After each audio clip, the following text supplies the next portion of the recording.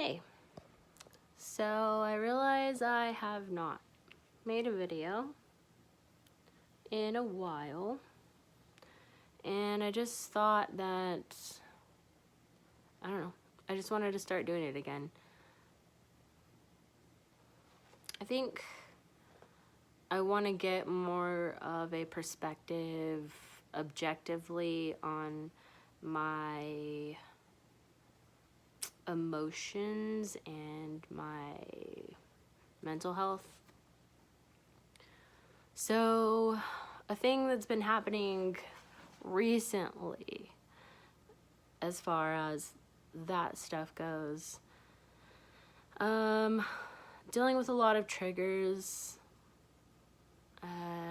One of mine is like comings and goings. So when people arrive at my house or at my studio, or when people leave the house or the studio, or it's fine like when I leave.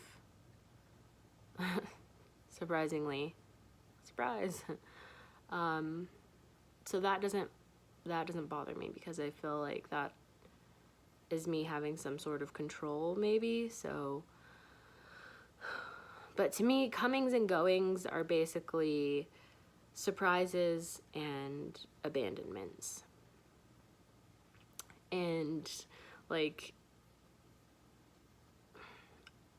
some people like surprises. I do not like surprises. Like,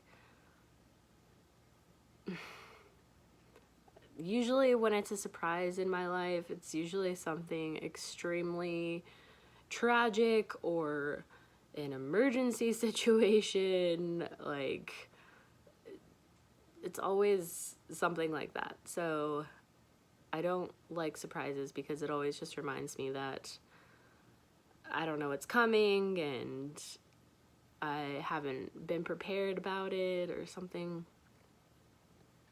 So anyways, that's a trigger. And the leaving, the abandonment thing, I mean, that's kind of self-evident, I guess, or pretty, I feel like it's a fairly common theme in people that deal with mental health issues, like dealing with abandonment. So obviously that stems from childhood shit and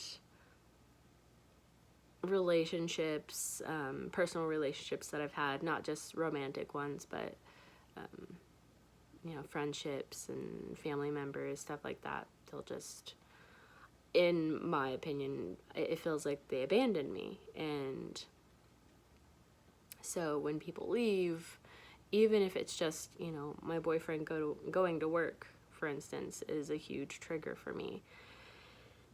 And I know that it bothers him. I know that it upsets him. And it's not like he's doing it on purpose either. But, I've told him several times that, over the course of us being together for years now, that's one of my triggers. And it's like, I don't, it's just, triggers are just exactly what they sound like. It's just a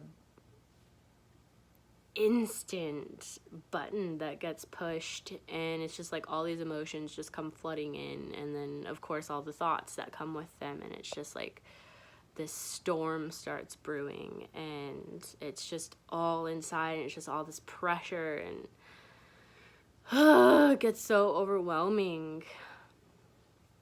Like, it makes me want to like run away or cry or scream and throw a fit, and I can't do that because I am an adult that has responsibilities, and I can't just skip out every time my boyfriend goes to work.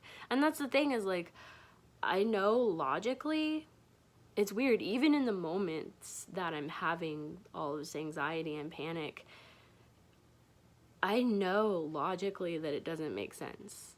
Like, I know that he's just going to work like he does a lot of the days of the week. It happens almost daily. And it's not a surprise. I know when he goes to work. I know when he is gonna leave. But as soon as that it starts coming, it just starts welling up inside me and I can't stop it. So what I've been trying to do to quell my thoughts that are keeping me from being me and keeping me from doing the things that I want to do is when those things start coming up, what really helps me is just to keep myself busy. So, like, I'll start doing chores, dishes, laundry, start picking up the house, and then I'll start kind of going through a routine that I've built for myself.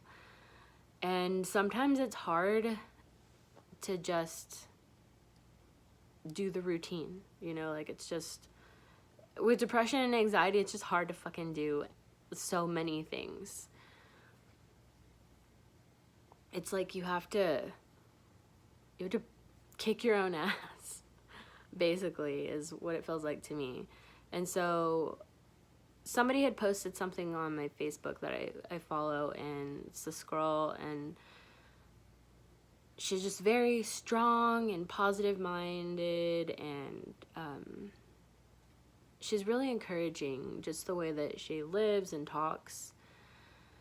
Anyway, she had mentioned in one of her posts, like, a while back, that she was like, it's just important to get up sometimes. Like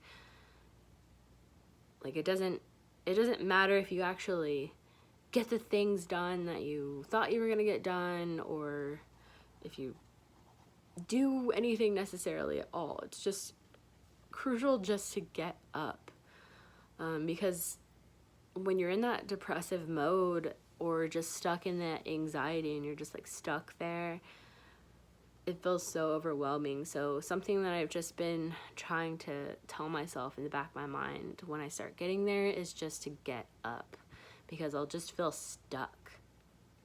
So just get up, just move. So that helps. Yoga has been helping a lot, and I know that that's such a trope nowadays. It's such a cliche to say, oh, I do yoga, it helps me in my mind and my body. It really does. Like, sincerely, it, especially to start my day that way, it makes me feel more confident in myself. Like, that autonomy feeling of, like, I did that myself. Nobody made me do that. Like, I chose to, and I completed it to the fullest. Like, it's a good thing to, like, just be able to check off my list and know that I did something for myself and completed it.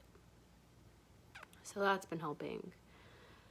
And I also have been drinking tea instead of coffee.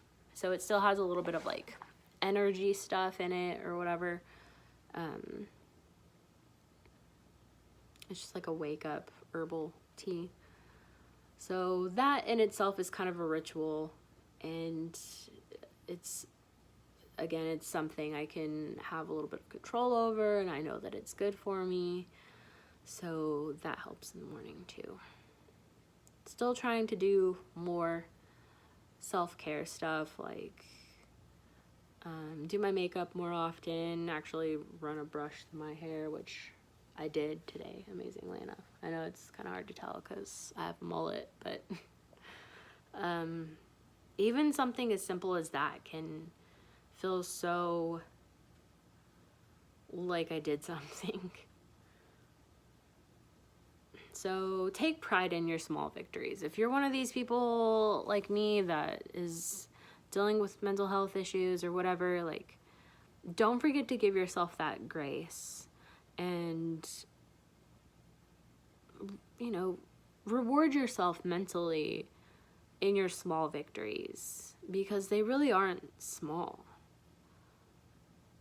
They're little steps that lead up the staircase to the place that you want to be, and every single step counts.